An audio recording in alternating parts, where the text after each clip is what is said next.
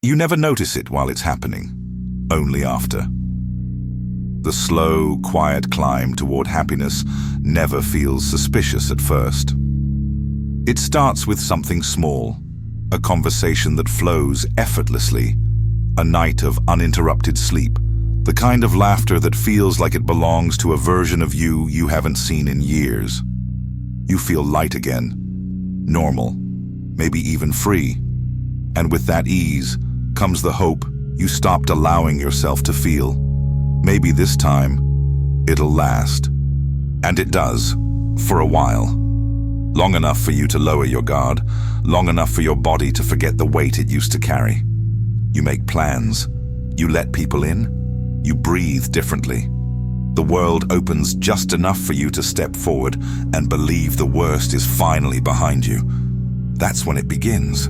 The signs are never loud. They come in moments that feel quiet. A call that rings once and cuts off. A flicker in the corner of your vision you can't place. A dream you forget the moment you wake up, but that leaves you feeling like something was watching. Then, the more obvious things follow: miscommunications, disruptions, emotional shadows. Something falls through. Something breaks. And it all happens with perfect timing. Like a trap, waiting for the exact moment you stop checking for one. You've told yourself it's just bad luck. Maybe you self-sabotage. Maybe you get in your own way. You've rationalized it 1,000 ways, and every time you almost convince yourself. But deep down, there's a voice you don't let finish speaking. The one that says, it's not you, it's something else, and it only shows up when you're happy. You try to remember the moment it started. You dig through the past, searching for a memory that hums with consequence. There was a time, you were younger, or maybe just more broken, when you made a choice. Whispered something into the dark, asked for change, pleaded for a different life. Maybe it was a wish, maybe it was a bargain. But whatever it was, you didn't think it worked. Nothing happened. You moved on. But that's the thing with curses. The ones that matter don't strike when you're weak. They wait until you've healed, until you have something worth taking. Because this curse doesn't destroy you outright. It waits for you to rise, to smile, to love, to feel whole. And only then does it slip its hand back into your life. Not violently, deliberately, surgically. It unravels the things you value most, not because it's cruel, but because that was the price. And happiness is what triggers the debt. It's not punishment, it's collection. And you know this, don't you? You've seen the pattern, felt it repeating. Every time you allow yourself to feel joy, something turns. The air gets heavy, the lights feel dimmer. The laughter in your throat becomes brittle, and you hear it. Not as a voice, but as a presence. The echo of that moment when you asked for change, and something said yes. You just didn't know what it would cost. Welcome to Tales from the Forbidden Library. Let's begin.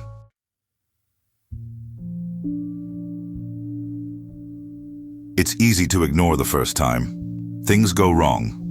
That's just life. Everyone has hard days. You tell yourself this when the call doesn't come, when the project collapses, when the person who swore they wouldn't leave suddenly does.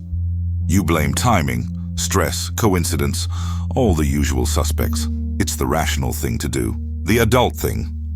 You've been told since childhood that life isn't fair, and maybe this is just your share of the unfairness. So you keep going. You shake it off. You try again. The second time feels like bad luck. The third makes you pause. By the fourth or fifth, something inside you stops trying to explain. You start to expect it. The drop, the disruption, the unraveling that always follows when things start to feel good again. And the worst part is, the better it gets, the closer it comes. That's the part you never say out loud. You fall in love, and the air feels different. You laugh too hard, and something shifts. You sleep too peacefully, and the dreams return. Always the dreams. They aren't violent, not at first, just off. Familiar places with unfamiliar rules. People you know speaking in voices that don't belong to them. A party you don't remember attending, but where everyone knows your name. You wake up feeling displaced, like you're still halfway inside someone else's story. And even if you don't remember the content, you remember the feeling. Something was watching. Then come the cracks in the waking world. The messages that go unanswered, the tension in a conversation that was easy yesterday, a sense that someone is talking about you behind your back, not out of malice, but concern. You begin to hear the word changed more often. You've changed. And you want to argue, you want to explain, but you don't know how. Because deep down, you know they're right. You have changed. And not recently. It started a long time ago. You start thinking back, tracing the line between the good and the collapse. It's always there, a point where you crossed into joy, and joy became the trigger. You finally let yourself feel safe. You finally breathed like the danger was gone. And the moment you did, it returned. It doesn't destroy you. It just takes, bit by bit, enough to dim the light, enough to remind you, this isn't your path to walk unguarded. You begin to feel like your happiness is the signal, not to celebrate, but to brace. It's a pattern, but not one you're allowed to fully acknowledge.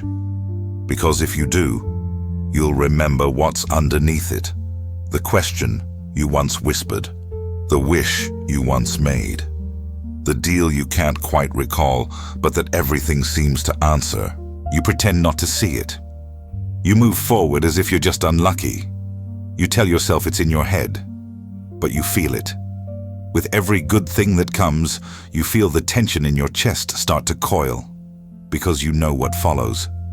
And it always knows when you're smiling again. And maybe, just maybe, that's exactly when it chooses to wake.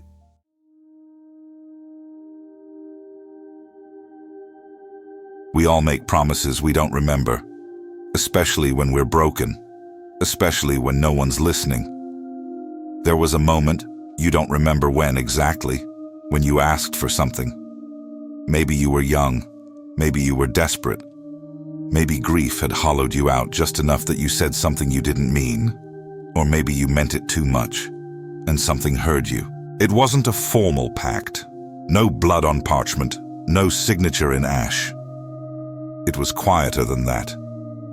You whispered it into your pillow, into a candle flame, into the wind through a half-open window at 2 a.m., when your whole life felt like it was folding inward.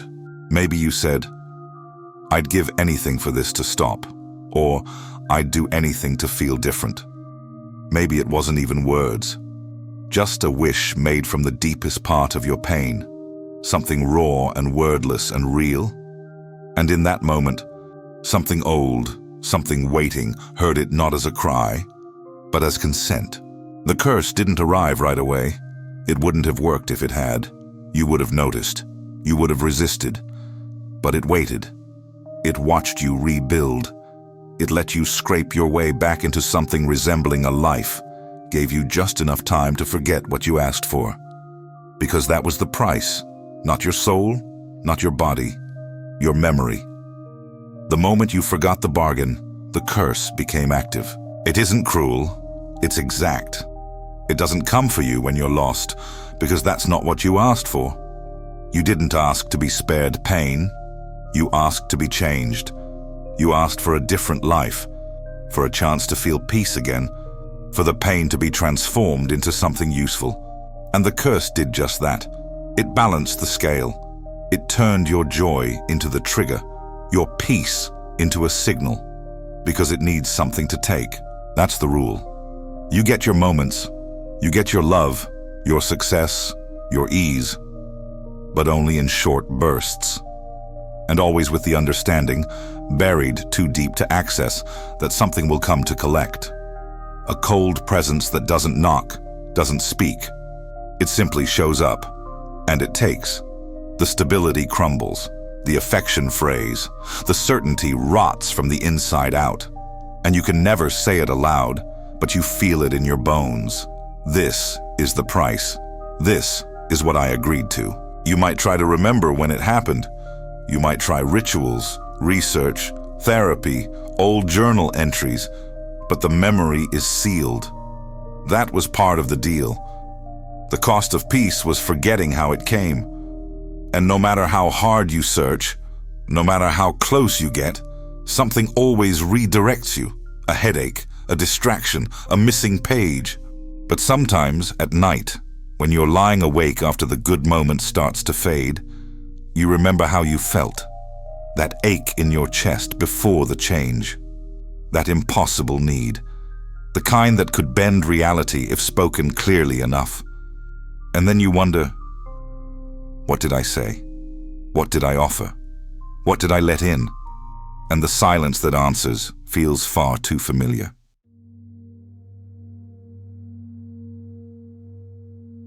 You used to think it was punishment. That's the only way you could make sense of it. You got too happy, too hopeful, and then something went wrong. So it had to be punishment, right?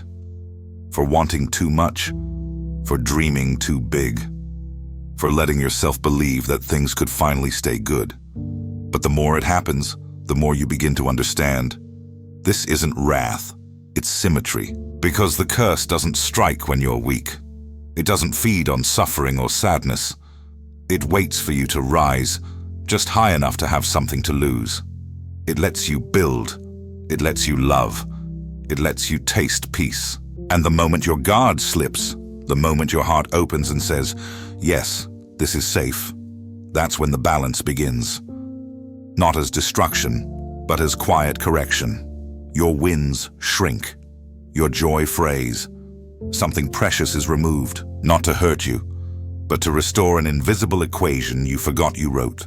It takes in pieces, small ones, just enough to undo your sense of safety, a missed opportunity, a sudden distance between you and someone who used to feel close, an unexpected silence where there was once warmth.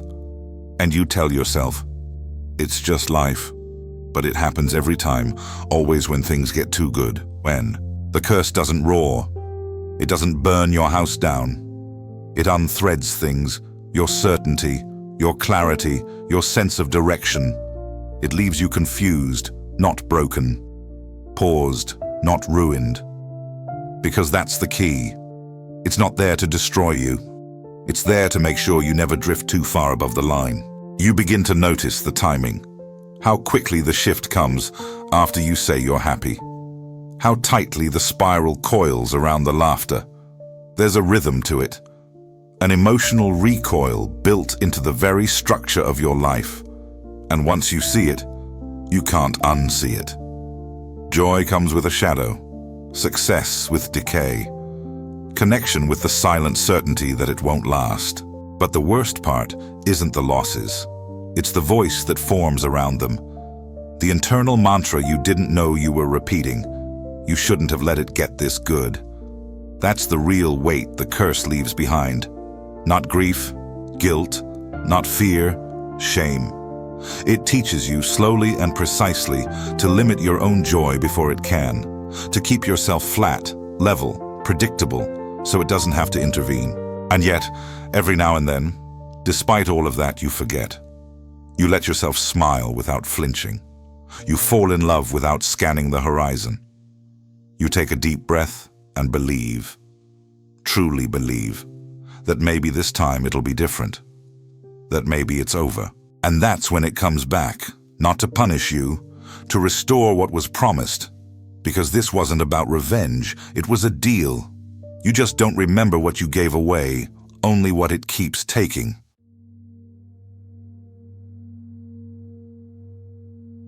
You've tried everything to stop it. You've traced every possible route. Generational curses, astrological timing, trauma loops, karmic debt. You've saged your home, deleted numbers, meditated, rewired your thinking. And still, every time you smile without hesitation, it waits around the corner. You can't break it. You've accepted that now. This isn't a curse in the traditional sense. It doesn't cling to your bloodline or anchor itself to your home. It's quieter, smarter. It's built into your threshold, a ceiling you asked for when you didn't know what you were offering. Because this wasn't a punishment, it was permission. You invited something to help you survive, and it agreed. But survival has a cost. The higher your joy climbs, the more weight it has to carry to return you to balance. And if joy becomes too pure, too free, the recoil becomes sharper. Not because it wants to hurt you, but because the agreement demands symmetry. So you adapt. You stop chasing highs. You learn to live in the middle. You mute your excitement before it peaks. You keep your dreams small, your hope modest. You ration happiness like fire in a snowstorm, just enough to stay alive, but never enough to make it burn. And part of you calls this wisdom, growth, emotional maturity. But deep down, you know it's fear. Not of failure, not of pain, of what comes when things go right. And yet, you still try. You still laugh sometimes without checking the room. You still say, "I love you," and mean it. You still hope, even if it's quiet. And that's your power, not in breaking the curse, but in choosing when it comes. You can delay it, suppress your joy, flatten your life into something safe and quiet. Or you can dare to rise, knowing it may return, knowing it will return, but rising anyway, because maybe the curse was never meant to stop you. Maybe it was meant to make you question what you value most, comfort or truth, safety or wholeness, silence or the sound of your own joy, even if it echoes with consequences. So if you've felt it, that pattern, that presence, that price for peace, tell me what it took from you. Leave a comment below, and let it be the thing the curse can't erase. Like this video if you've ever pulled away from your own happiness before it had a chance to bloom. And subscribe for more stories like this. Stories that remind you of the truths we buried when we were too broken to ask what they'd cost. Because in the end, maybe this isn't a curse at all. Maybe this is what happens when something finally answers you.